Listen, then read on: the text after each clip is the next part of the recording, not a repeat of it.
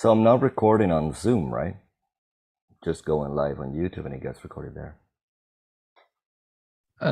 Yeah, I think it automatically records on Zoom. All right. Yeah.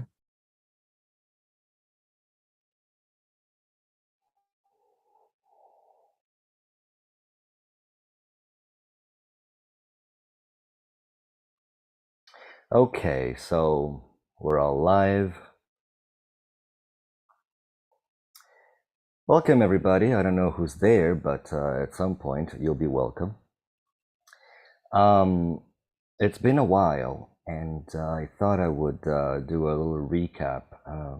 My name is Shama Sundardas, and you just never know who is going to run into this video on Zoom. So, as a disclaimer, as usual, I did all my prayers before because there's a lot to talk about. So, just know that I'm all prayered up.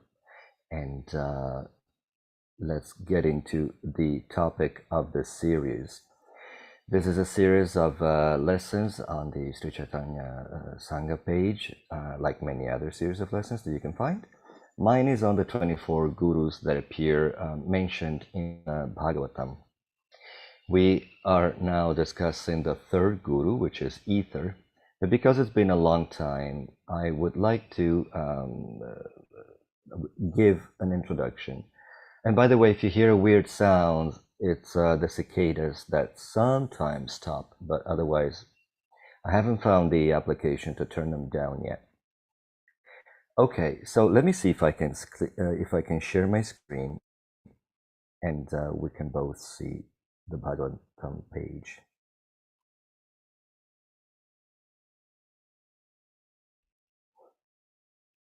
Except I'm not getting any option. Oh, okay. Yeah, okay, well, no, never mind. It looks like I need to tell my computer, give them all kinds of authorizations. Not this time. So, I don't know how to get out of that.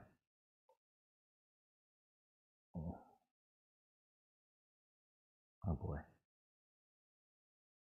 There's no cancel or anything. There it is. Okay. So I'll be reading and then you can do the same. This is from the 11th canto of Srimad Bhagavatam. It's chapter 7 and it goes all the way into chapter 9.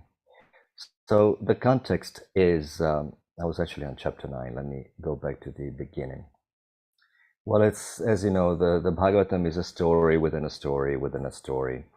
So what happens here is that Maharaj Yadu, without telling you who was telling the story of Maharaj Yadu, runs into this Brahmana, this Avadhuta, as he's called.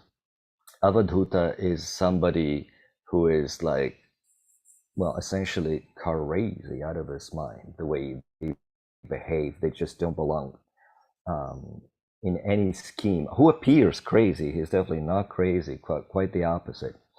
But they just don't care for social norms and what people are going to think about him, and he's just absorbed in himself, really. So he'll do the weirdest things. And so this Brahman in particular caught the attention of Maharaj Yadu because he said, you're capable to do stuff, religious activities or any sort of activity. You're just wandering around like a child, like you have nothing to find in the material world. So he got intrigued and he asked him. And the Brahmana said,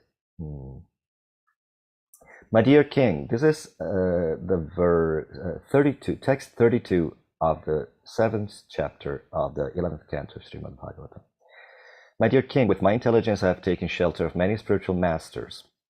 I hope the quality of this microphone is good because my super duper microphone broke last month. Having gained transcendental understanding from them, I now wander about the earth in a liberated condition. Please listen as I describe them to you. And this is the list we'll be going over. So you can see that it used to be a weekly affair. Now it's a monthly thing, and 24 months. We're going to be talking about these gurus forever. But what better thing do we have to do? O king, I have taken shelter of 24 gurus, who are the following: the earth, air, sky, water, fire, moon, sun, pigeon, and python, the sea, moth, honeybee, elephant, and honey thief, the deer, the fish, the prostitute Pingala, the Kurara bird, and the child, and the young girl, arrow maker, serpent, spider, and wasp. My dear king, by studying their activities, I have learned the science of the self, which is like, well, that's it's still a very special person who could see a sparrow, a prostitute, or a child, or the most common things, the sun, the moon, and draw such intense, such deep realization into the nature of the self. You will see just from the very first elements that he analyzes, he's like, oh, and therefore I realize that the soul is also should not get involved with goings on of the material world. Yeah, okay, that's not what everybody concludes while looking at the sun. Who even notices the sun, right?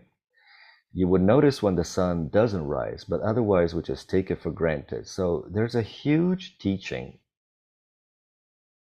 in this story, in this passage from the Bhagavatam in and of itself. There are so many teachings. In fact, I'm at a loss trying to convey, it's like an atomic power. Sridhar Maharaj used to talk about, I can't remember what in particular, but well, I don't know if it was the Mahamantra, but something spiritual. He said it's like breaking the atom. It looks so simple, like Vrindavan. Everything, the things happening there are so simple. Or the example is given that a grain of sand in Vrindavan has enough knowledge to drown this whole world, or has more knowledge and consciousness than this whole inert, manifest, phenomenal world, or phenomenic world. So what does this all mean? Actually, I wasn't going to talk about what this means, but it is the case. So there's so much that could be unpacked. And I find myself struggling when I prepare or when I kind of meditate on all these topics. How is ether my guru? How should I see my guru in the ether? And so many realizations come about that I'm like, gee, that's a long way to, if I went that route, I would need 5 hours to talk about that. And so it really chokes you up and makes you not want to speak at all, which is another important teaching, another base teaching of our tradition, that words only go so far. We can explain, the infinite, the eternal, the absolute with words, but words are not eternal or absolute or infinite. They can only help us conceptualize, given that we do live in the world of words, of labels, of designations, and we need them. As a side note, you may have seen those articles, those videos saying how, the ancients didn't have a word for blue. They just wouldn't be able to perceive blue. They thought it was a shade of green. I remember when I was studying Bengali to write a song about my Guru Maharaj, I was like, I'm going to make it in medieval Bengali, because why not? So I had to learn Bengali. And I learned modern Bengali, and then I kind of aged it by exposing myself to the Bengali of Bhaktivinoda Thakur, which is kind of like modern and ancient at the same time, and the Sri Chaitanya Charitamrita. So in this modern Bengali book, it said that Hari means green, blue. What do you mean green, blue? We in the West just hear that Krishna is blue, color of a monsoon cloud, or black emanating light, which makes it look bluish. But we all think of Krishna as blue, although Krishna means black, and yet Hari means green. And in common Hindi words, Hari Dhanya means green coriander, Hari Mirch means green chilies. So go figure, Hari is green now. Now, there could be a poetic vision of this, because they say, and Krishna's been described like this, like he's bluish, but the glow of his yellow dhoti from a distance, as you well may know, yellow and blue turn into green when they merge. So at a distance, it looks like a green spot. Or you could say that Krishna is black, but the glow of Radharani's golden complexion or yellowish. Together you see green. So anyway, the ancients wouldn't perceive the color green. Just like in English, we have a color for pink and red, but it's really just red with white, right? We don't have a color for a name for a very light green, like I guess minty green. There's so many shades of colors, but essentially somebody would say it's green. They wouldn't say, oh, it's mint. So for the ancients, blue was green, and yet another tribe in Africa has like 30 names for 30 shades of green, or some crazy number like that. The I can't remember what they're called, Inuit, or the natives of the Arctic region of Canada. They have 30 words for the word, 30 names for the word for snow. When it's fluffy snow, recently fallen, or like frozen snow, or like slushy snow. We just say it's snow. What more is there to say? Once it's that icy stuff that falls from the sky, it's snow. So or the whole what's it called, thing that's going on in society, in modern society right now, with transgender people wanting to be recognized and wanting a pronoun. I personally don't think that language should be revolutionized like that, and that we should do away with the masculine and feminine, which are so much at the base of how we perceive the dual world, the duality of the world. It doesn't matter. We in the West, in the modern society, attribute a meaning to masculine and feminine, and so we're like, why do you have to call it masculine? Why? But the truth is that there is duality. Well, there is the perception of duality. If I get to it, I'll be talking about this, how this is not the world of duality. This is the world where you perceive duality, but really there's nothing but consciousness. There's nothing but Krishna and his energies interacting. But I'm jumping again. I'm still explaining this color blue thing. So anyway, it's important to have a word for something. Human beings cannot quite conceptualize of something if they don't have a name for it. So just like in Canada, the native people have so many words for snow. You can find so many words for love in Sanskrit. You have priti, you have prema, you have kama, you have sneha. So many different words. Okay, so. Why was I talking about words? And we're talking about the gurus. Well, I guess it will come. But see, that's the problem of talking to a camera. They can't give you feedback. I really cannot remember what I was talking about. This is the world of words. Well, that is true. You can believe me on that. It's our experience. We're talking about the essence or the gurus. Anyway, back to the original story. It will come back. So this Avadhuta is telling Maharaj Yadu, I have these 24 gurus, and I got self-realized by observing these very common things. So the point I remember making is that how many of us have seen the sun? How many of us have stepped on the earth?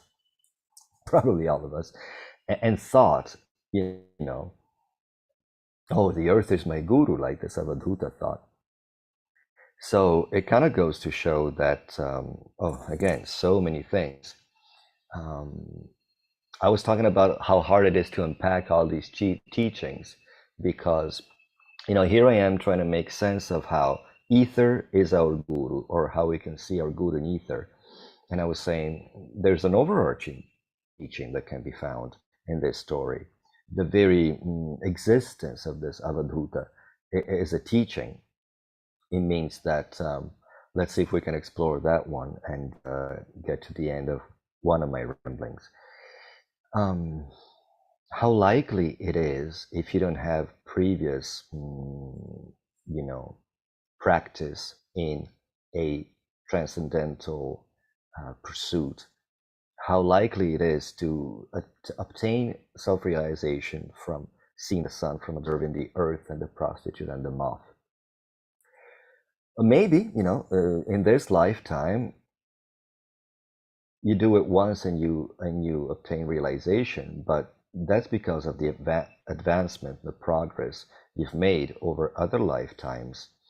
And I'm still not alone. It's very important.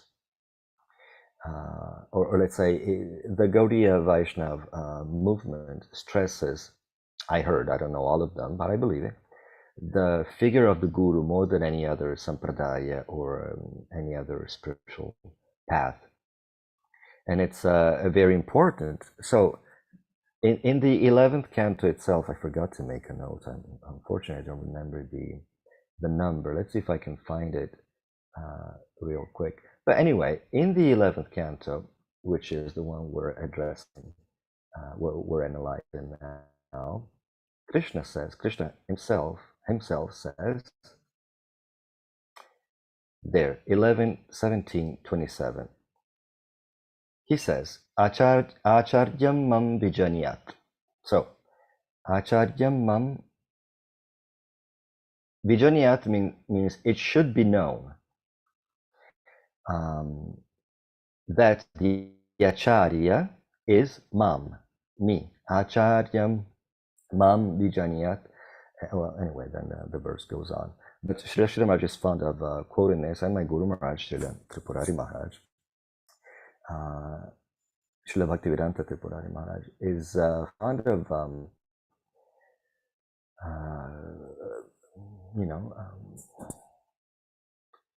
showing the importance of this verse, where Krishna says, ultimately, I am the Guru. You should know that I am the Guru. So, given that Krishna is all-pervasive, it already makes it a little bit clearer how this Brahmana can see the Guru everywhere. But you need to have some knowledge. You need to have one Guru, some sadhu who kind of tells you, gives you at least a seed of this knowledge. And then, of course, if you were born in that context, which helps because, back then it was very, very likely to have at least the notions of reincarnation. And keep in mind that this is a Brahmana. He is an Avadhuta, but he's a Brahmana. Because, there are so many, social classes in Vedic society. It's not like, you would say the West is Christian. Okay, but not every Tom, Dick, and Harry who is born in a Western town, in Western setting, knows all there is to know about Christianity and the complexities of theology, of Christian theistic thoughts. They may have some vague thought, vague concept of heaven and hell and sin. So, but this was a Brahmana, so he for sure knew that the soul, just by his own parents and a certain upbringing he may have had before becoming an Avadhuta. So that kind of helps putting things in context. And seeing these 24 elements, phenomena of nature only corroborated or maybe developed a certain worldview and realization that he already had. So anyway, let me go back to the verses. Now, let's talk about these. One other point, one other important thing my Guru Maharaj is fond of saying is that, well, given the context and what prompts him to say it, he says that if you think you have many gurus, or if you follow many gurus, ultimately you have no guru. But if you have one guru, you end up having, infinite gurus. Everybody is your guru. You will hear Sri Guru, not necessarily your guru with a certain face and name and persona and physique, but Sri Guru, this principle of the teaching coming down. this link, you would say.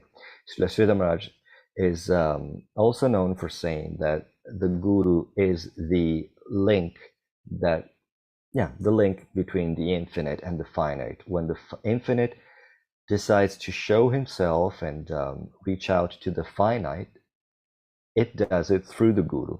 It's like, imagine having a huge sheet go through a ring, and it's possible somehow. So that's how the guru is described. The infinite making itself accessible to the finite. Just a second.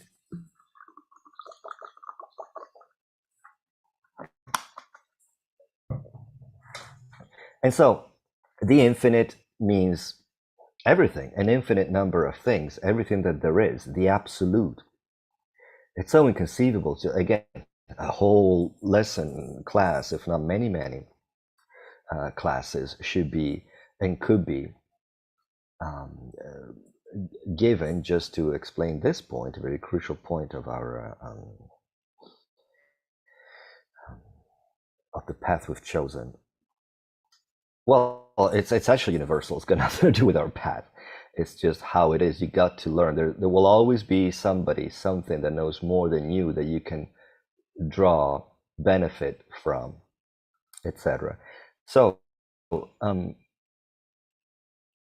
that's why, by accepting one guru, you can funnel all the teachings, all the the mercy, all the help from the whole absolute that you're part of, but you just cannot quite see it that way. And through this one ring, like I was saying, the sheet through the ring, and that's what Srila Maharaj meant. The guru is the link between the infinite and the finite. When the infinite decides to show itself through the to the finite. Whereas conversely, you have these people who say, "Oh, I have many gurus. I listen a little bit from everybody," which sounds so open-minded and liberal, and like, I'm not sectarian. I don't listen to just this one person saying that we should do it this way. But ultimately, when it comes to commitment and doing things with your life, who are you going to listen to? Everybody? Ultimately, nobody, because you don't have a sense of belonging, of duty, of love, which is I was saying that in the Gaudiya movement, the guru is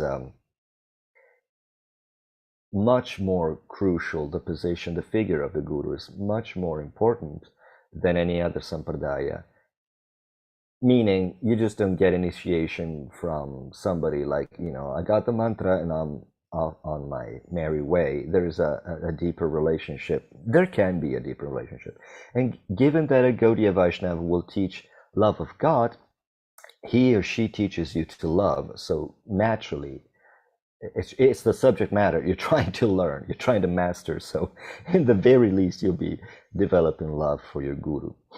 And the guru is a notion of love and mercy and compassion and help, as we perceive him or her, the figure of guru. So if this Avadhuta had 24 gurus, like I said, man, I'm talking about I hadn't prepared any of this, but it's let's all enjoy the ride. It's the magic of prayer. You just pray, and then you just let it go, let it just flow out, see what happens. So the guru, the point I made other times is that, for all intents and purposes, he could have had 240 gurus, 240,000 gurus. That the point is what I was saying before. If you have a guru, if you have a path and a commitment and a goal and a way to reach the goal, then you naturally take advantage of everything that helps you achieve that goal. And whatever helps you, you take it as your guru. Whatever comes whatever helps comes your way, you feel gratitude. You're like, oh, it's coming. I mean, I'm making it a bit abstract and poetic, but it is this way. It's been described so many ways in our scriptures. So this Brahmana, who already had the background and the upbringing of a Brahmana and a core of spiritual knowledge, on top of it became an Avadhuta, and he says he became an Avadhuta after observing these 24 gurus. It's well, I'm no authority to say if that was the case or not, but if we were to bring it closer to home, are we gonna achieve realization by all of a sudden we're like, I need to look for a python and where's a prostitute, uh, I don't know, a moth or whatever. And I live in the forest of Costa Rica. Not too many prostitutes here, but I've seen moths and the sun and the moon and air, water, and all these elements. Um, I'm still not quite self-realized.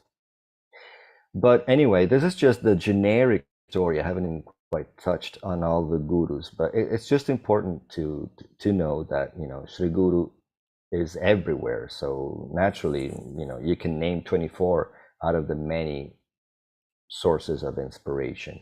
And why is Sri Guru everywhere? Because, like I said, Acharyam Mam Vijaniyat. It should be known that I, Krishna says, I am the Acharya, and he's everywhere. Okay, now going to, it's already been half an hour. The list we were talking about starts with the most basic constitutional elements of the physical reality we perceive every day, like earth. Like I said, we all step on the earth and we certainly don't think of it as our guru or yeah. And to sum up as best I can what we've talked about so far about these gurus, we were saying that the earth with its solidity teaches us self-centeredness, not in the sense of egocentrism and to be centered in self, not who we think we are, but the actual self. To find guru means heavy, so like the earth is heavy. We were talking about these esoteric movements that belong to each element. We said that the earth is centripetal, like that if we were to attribute a movement, a direction to the element earth, it's all towards the center. That's it's matter that's so condensed that the atoms are so tied together. Earth means rock, or it's the most and of all rocks, of all minerals, there can be some that are really, really, really dense. And so it's got this movement of going toward the sun, the center. And it conveys solidity, stability. We made so many parallels that if I mention them, we'll never touch on the ether. So let's leave it at that. And then we analyzed air, which has the opposite movement. It's centrifugal. It's like expansion. And we were saying, how is air our guru by telling us to expand? How are we to learn about this? What's going to happen if we expand? And now ether. I've got to say that as a substance, as element, ether is quite elusive. I tried to do a little researching, both in the Vedic, would you say, context, and the Western modern one. And by modern, I mean the Greeks, the Romans, into the Middle Ages or Renaissance, etc. And there are some common opinions, and many times they diverge, so it's really hard to explain what this ether is. One thing I was thinking is, we know from other descriptions of the ingredients of matter in the Bhagavatam itself that the progression is, say, from grossest to subtlest. It goes earth, water, fire, air, ether, and these are still physical. And then we have mind, intelligence, and ego. So I was wondering, why would the Avadhuta mention the earth? Which stands to reason, is the very first thing we all touch. We may not realize that we're breathing, but we are Well, kind of. I mean, you could take it any which way. You know, you could be unaware that you're standing and sitting on Earth any given time, just like you are unaware that you're breathing. But let's try to give it some shape. The Earth is we're always in contact with the Earth, so it's the first element that you perceive is the physicality of everything. And without any spiritual knowledge, a human being is very physical. It's actually um, like an animal. We were talking about in the lesson on air how air, as opposite to the earth, represents the divine. So the earth is the terrenal, I think is the word. I can't remember how you say it in English, but the earthly, the mundane, and the physical, like food comes from the earth for from the point of view of well, many living beings, food comes from the earth, and it means sustenance. It means the lowest chakra corresponds with the earth, and it's all about sexual energy. It's like the basic pulsions and needs of the human or of the animal being. It's animality. But I was saying that not quite human beings, but the human experience. So as we know, it's all about a soul being. Well, it's all about consciousness expressing itself, interacting with matter through different bodies that reflect its own state, the vibration at which consciousness vibrates. So when consciousness expresses itself through a human body, we find that there is a divine and a animal nature coexisting. In the Vedic worldview, human goes from us, human, all the way to the demigods that counts as human species. So it's like a refining of the human experience. They become so subtle that even their bodies are subtle, but they still count as human. But anyway, the kind of knowledge I'm talking about is just esoteric stuff that you can find in the Kabbalah, in the tarot, in this, like how the ancient and most civilizations would just try to make sense of the world we live in. So earth means your basic eating, sleeping, mating, and defending. It's like the turf, our turf, the terrain we live on. And we as human beings stand on earth, but we need to breathe. We need to stand on earth. We find everything on earth, but without air, we die on earth.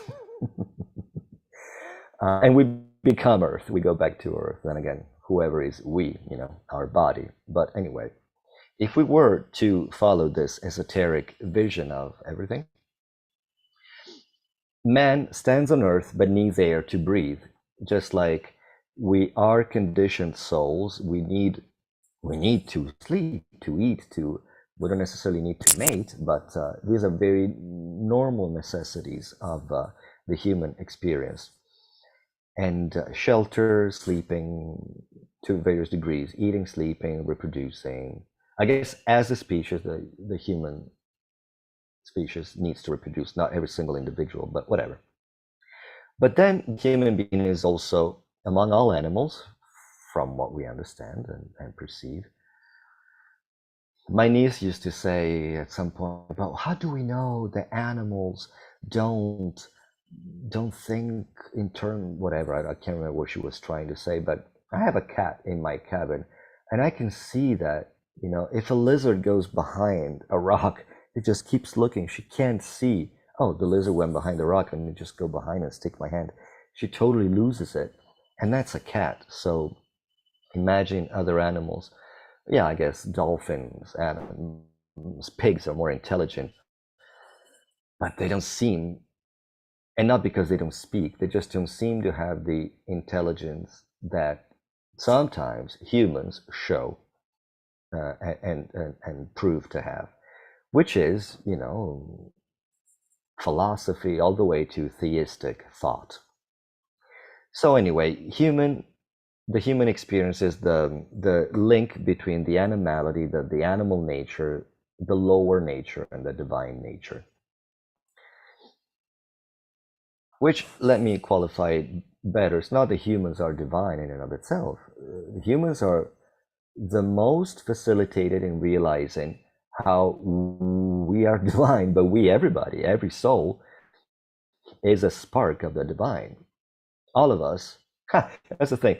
I wouldn't say all of us are God, but God is all of us. It's nothing but consciousness expressing itself to infinite degrees in all kinds of ways. Like I said at the beginning, ultimately, we all agree on that. We may not, live life like this. And, myself, sometimes I speak in ways that I'm like, oh God, now they're all thinking Shamasundar is becoming a Mayavadi. But it is in the scripture.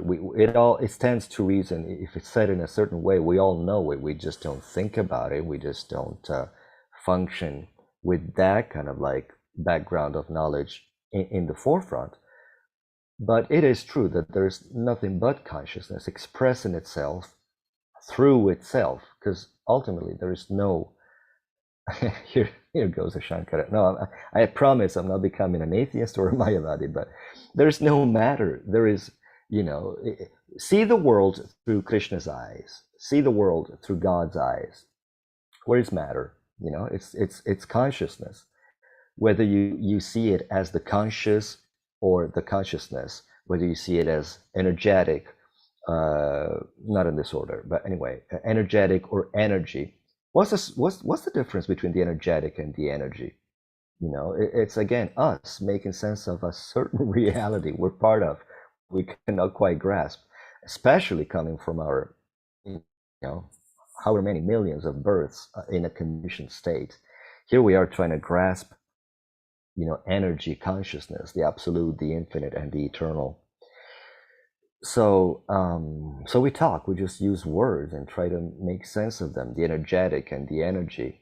But, from Krishna's eyes, there's nothing but consciousness. There's nothing but him, pure energy, pure consciousness, expressing himself. How does he do it? Through his energies.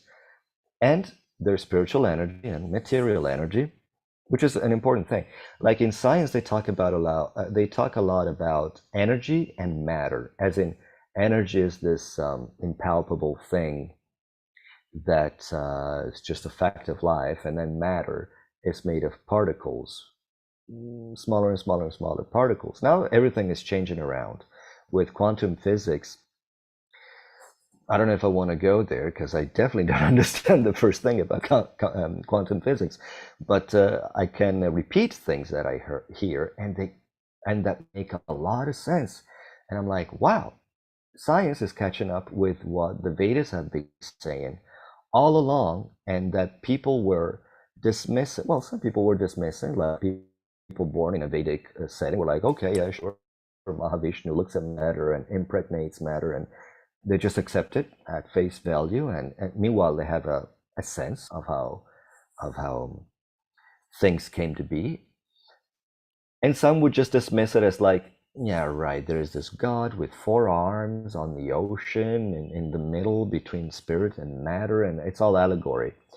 But now quantum physics, for a while, and it's still developing and becoming finer and finer as a thought, is saying that the observer is, how do they put it? The observer determines the outcome of an experiment, meaning if you're there, I won't get too much in the details of this, but when there's an observer, electrons behave like particles. But when you don't observe it, they behave like wave. There's a whole thing about, is a wave like the very core, the very base of existence. Others note here, it's more accepted now that a particle, matter, can also act as a wave energy at the same time. Yeah, which is what I was talking about. So is it one or the other? So even the scientific thought is, because I'll tell you what, yes, just yesterday while researching ether, if I can go back to talk about the ether, there was this guy who was saying, to prove the existence of ether, he was all into Tesla and his explanation of the world and how all the ancients used to see and describe everything.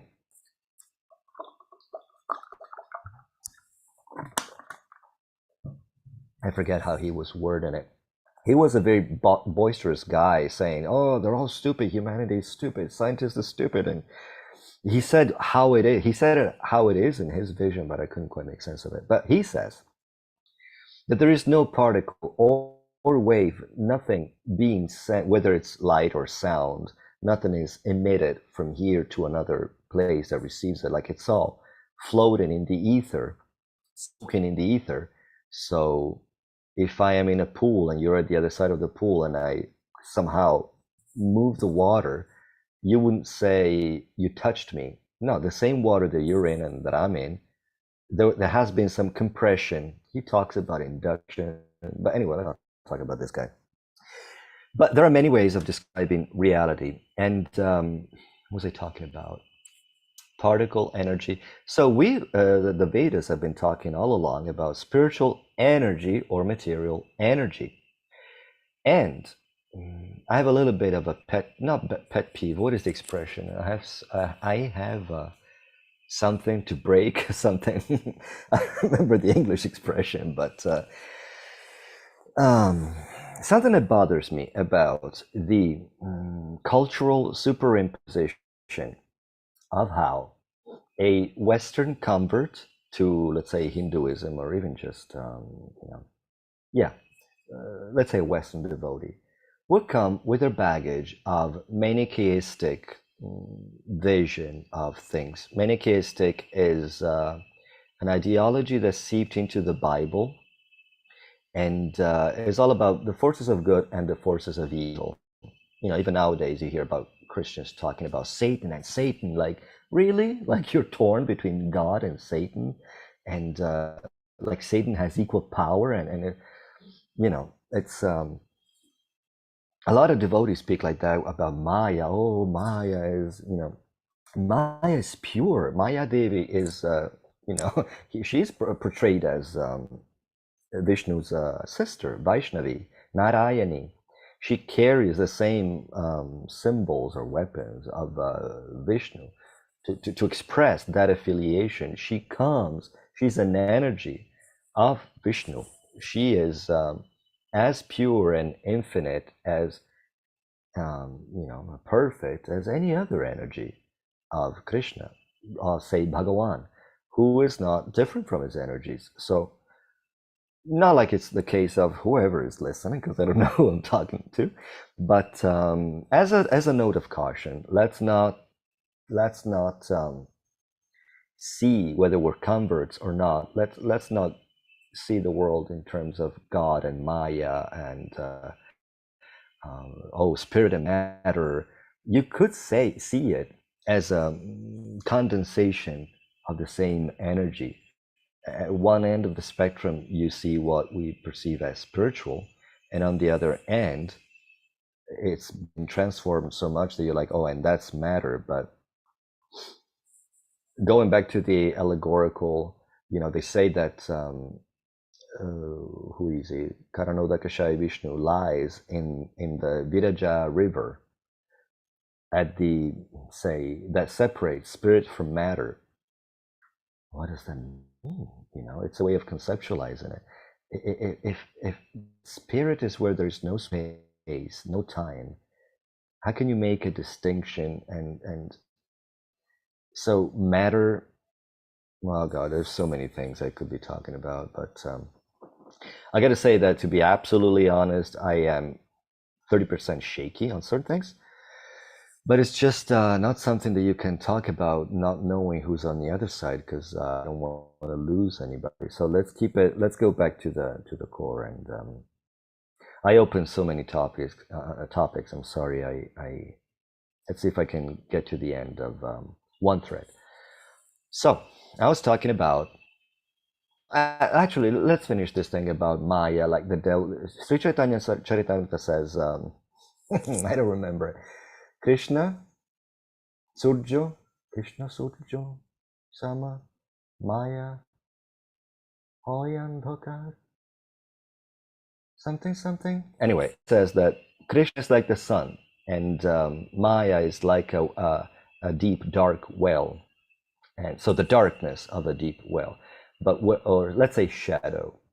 So wherever there is a sun, which is the cause of shadows, there cannot be darkness. So in other words, yeah, the sun is here, so there's a shadow there. But where the sun hits, where the sun is present, and it's evident that it's there, you cannot have darkness. So it's to put in perspective the position of Krishna and the position of Maya.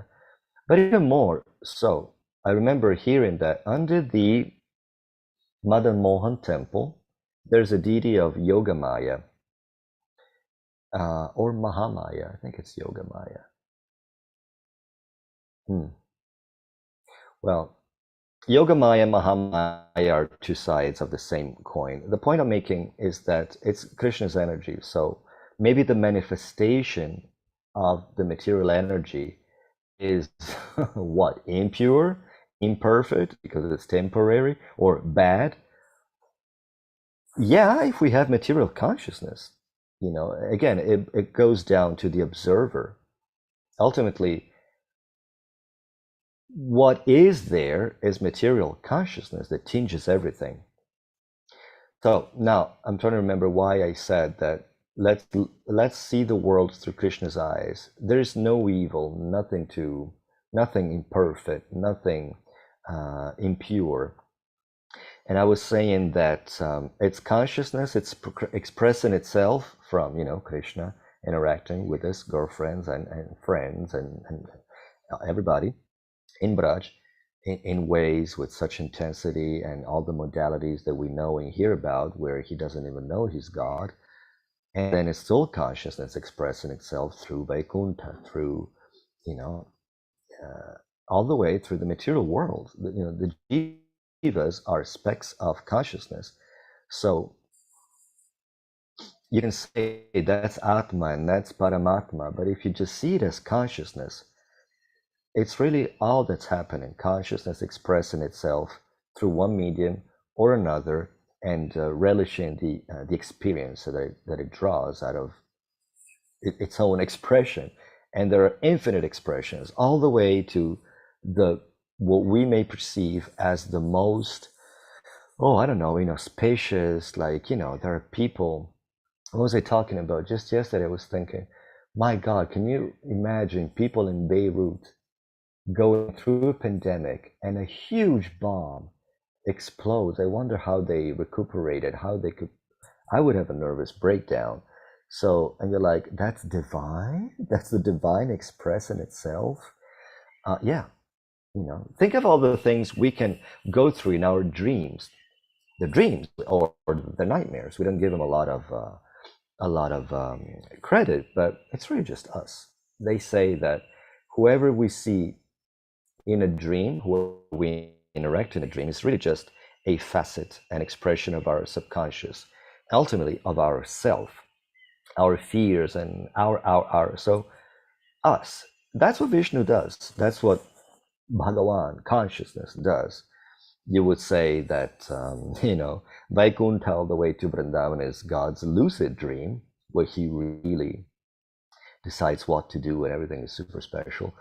And the material world is this nightmare in a way. I mean, a nightmare kind of implies lack of control. But yeah, ultimately, every one of us, we're all characters in God's dream. So they're the fault. What good and what evil is there? Everything is pure and spiritual, which might confuse a lot of people. Like, what? Well, yeah. I mean, the only problem is material consciousness. Not even matter is a problem. What is matter? If we said it's not even matter as we perceive it, it's just energy. Like Prabhupada, gives that famous example of electricity. You can get a fridge, you can run a fridge with it, you can run an oven. It's just energy. Okay, so let's see. My God, 10 minutes. Ether. I was saying that the ether is, well, if nothing else, let me conclude with this analysis of the movement, because it's a cute one. to remember and to keep in mind and meditate on. So we were saying that the earth, the movement of the earth is towards the center. The movement of the air is away from the center, like expansion. We haven't covered fire and water, but it's without saying that fire wants to go up, water wants to go down. A lot of nice teachings can be drawn out of that. Like my Gurumar says, we should be like water. We should just always reach for the lowest possible position. But then water grows, when the river touches the bottom, then the same water that was going, anyway, that was going down, it goes up. So many realizations. Or water is adaptable. It takes the shape of the container. So much can be said about water. So if fire goes up and water goes down and earth goes towards the center and air goes away from the center, what's the movement of ether, which I was trying to describe? The ancient and all over.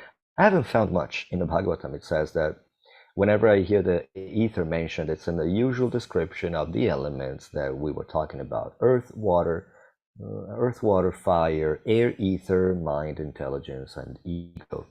And Prabhupada talks about the ether, saying it does exist. Because, by the way, in Western science, I'm all relaxed today because there is no Spanish translation, so I can speak as I would speak instead of thinking of an easier way of saying this and giving two classes in my mind. Okay. Ether is not recognized by I don't know about now everything is being discussed and revolutionized and revisited, but up until the beginning of the 20th century, ether was seen as some kind of concept of the ancients, some kind of like not real science, because they tried to measure it and they concluded that there is no ether because they could not measure it. They couldn't find the right equation or instrument. So it's like, there's a story that I'll probably say in the course of all these classes.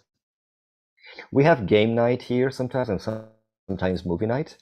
And one of these movie nights, it was it was a documentary. It was a presentation by a famous theologian, theist, somebody, I don't know. And I gotta say, I slept through the whole thing. And I'm not usually somebody who sleeps through a movie, but somehow I must have been tired.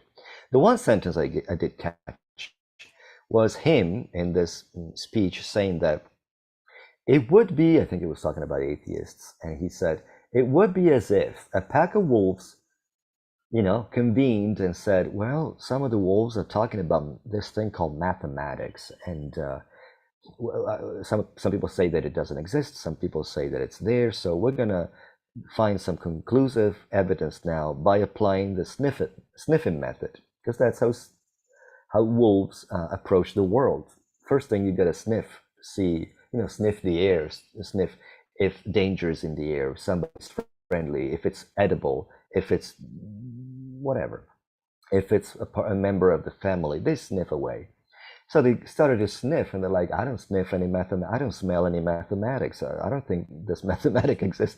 That's how ridiculous sometimes the scientific community sounds in their, ego. They keep saying, this is as far as we've understood so far about reality. And then in the same breath, they start spewing facts like it's like this, and this is not the case, and this doesn't exist, or whatever. And then there are financial, monetary interests, and the famous Food and Drug Administration saying, there are no studies that conclude that this herb helps or this practice helps. Yeah, because no studies have been done or made or in a conclusive way, because nobody was putting the money because they don't care to patent an herb because it's free medicine. But anyway, so the ancients did think about the ether, did include it, and there are different opinions. Some people say it's space, like there is earth, water, fire, whatever I said, earth, water, fire, air, and then all these elements are contained in ether, or the space between them is ether. So ether is Akash in Sanskrit, and some people call it sky. As a matter of fact, I don't know, should I do 2 classes? Because I haven't even started. The verse uses a word that means sky. So, and there is a bit of a correlation between air and ether. One fun thing I learned yesterday is that for many ancient civilizations, ether was what the gods breathe. It's kind of interesting. Like we earthlings need air, like the thick air made of air, made of gas, for our sustenance. But the demigods, the gods, breathe ether, and I haven't quite explored the ramifications of that, but it was very interesting. So anyway, some people say it's space. Some people say it's just this. The way I can describe it is like vegetables in a soup. You cut up carrots and potatoes and whatever vegetable you want, and you put them in cold water, and you're like, okay, that's water. The water is pervading the pot, and all these vegetables are soaking in water. It's a common medium, to the point that there's water in the vegetables if we wanted to see it. And then the soup cooks, and now you call it soup because it's all mixed together. Still, you can recognize the carrot, the water, the fire, the air, the earth. But ether will always be pervading, will be the element in which all these other elements kind of like exist, and the one that pervades all of them. So Prabhupada talks about television, that the TV, what would you say, broadcast is a proof that there is a vehicle in which this invisible electromagnetic impulses, waves, travel through. Because in the example of air, you can see the leaves. Okay, air moves the leaves. I cannot see the air, but I see the leaves. But how do you see electromagnetic frequencies? We see them manifest in the TV screen or in the radio, etc. To the point that even in English you say on air or in the ether. Now, I haven't even begun saying what I wanted to say, so now I got 3 minutes and I'm a bit... I don't know. I don't expect myself to say much about the moth or the... Who knows? Like I said, we're discussing the infinite, the eternal, the absolute, so we got nothing better to do, and we could be doing this for, if it's not, let's see, this is the 3rd out of 24 gurus. Even if we do 2, which I think I did 2 on air. I guess let's just do 2 on ether, and nobody's running after us. But I'll leave you with this. So fire goes up, water goes down, earth goes to the center, air goes away from the center. So if ether is everywhere and it's all pervasive, where does it go? What's the movement of ether? It is vibration. Ether flickers in and out of existence, like we see at the very core, whether you consider the electron. There's buzz. Even Tesla said, if you want to know the secrets of the universe, you need to see the universe, in terms of energy, vibration, and frequency. So basically, there's nothing but vibrating energy, and it pulses from, let's say, up to down, or compressed and less compressed, and the frequency at which this alternation happens is what this whole world manifests out of. You can see Brahma created the whole phenomenic world out of mantras. He just spoke the world into existence.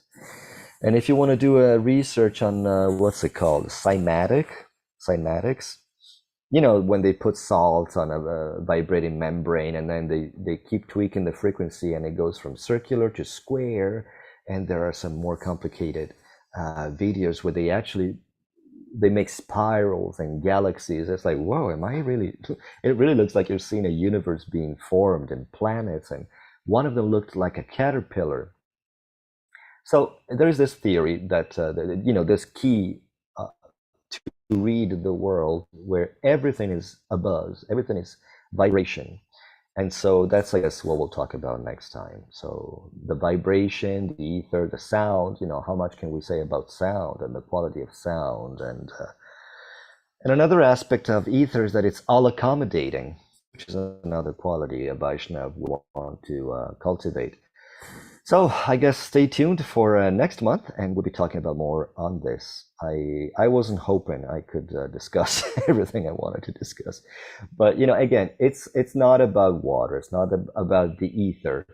It's about the overarching teaching that Guru is everywhere, and that Guru is Krishna, or that Krishna is Guru, and even more overarching, like my rambling on consciousness. It's why not talk about the same stuff over and over, month after month?